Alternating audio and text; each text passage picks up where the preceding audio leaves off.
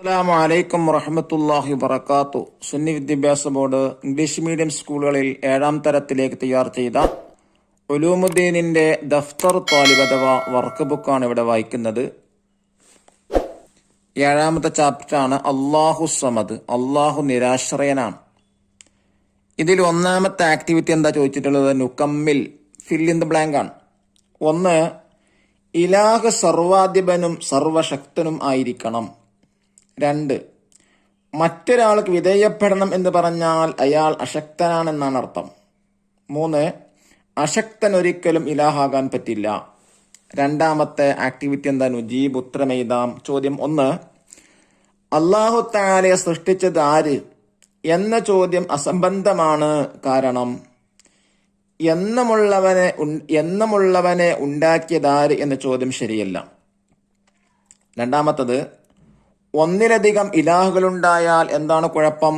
ഉത്തരം, ഇലാഹാകുമ്പോൾ അവൻ സർവാധിപതിയും സർവശക്തനുമായിരിക്കണം. മറ്റൊരാൾക്ക് വിധേയപ്പെടണമെന്ന് പറഞ്ഞാൽ അയാൾ അശക്തനാണ് എന്നാണ്. അശക്തൻ ഒരിക്കലും ഇലാഹാകാൻ പറ്റില്ല. ചോദ്യം 3, ഉപ്പിൽ ഉപ്പിട്ടതാരാണ്? ഇത് പാഴ്ചോദ്യമാണ്. കാരണം ഉപ്പിൽ ആരും ഉപ്പിടേണ്ട ആവശ്യമില്ല. ഉപ്പുരസം അതിന്റെ സ്വാഭാവിക ഗുണമാണ്. 4ാമത്തെ ചോദ്യം, ആരാണ് അല്ലാഹു തആല? പ്രാപഞ്ചികമായ സ്വഭാവമില്ലാത്തവനാണ് അല്ലാഹു. അവന് പ്രപഞ്ചേതരനാണ്. അവന് ഖരമോ ദ്രാവകമോ വാതകമോ പ്ലാസ്മയോ അല്ല. ഇനി 3ാമത്തെ ആക്ടിവിറ്റി എന്താ? തഖ്സീസ്.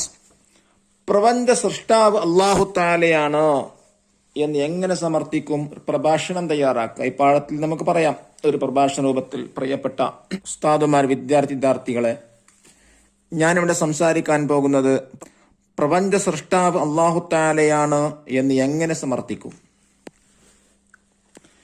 പ്രാപഞ്ചികമായ സ്വഭാവവും ഇല്ലാത്തവനാണ് അല്ലാഹു തആല. അവൻ പ്രപഞ്ചേതരനാണ്. അവന് ഖരമോ ദ്രാവകമോ വാതകമോ പ്ലാസ്മയോ അല്ല. അവന് സ്ഥലമില്ല, പ്രായമില്ല, അവയവങ്ങളില്ല, തുടക്കമോ ഒടുക്കമോ ഇല്ല.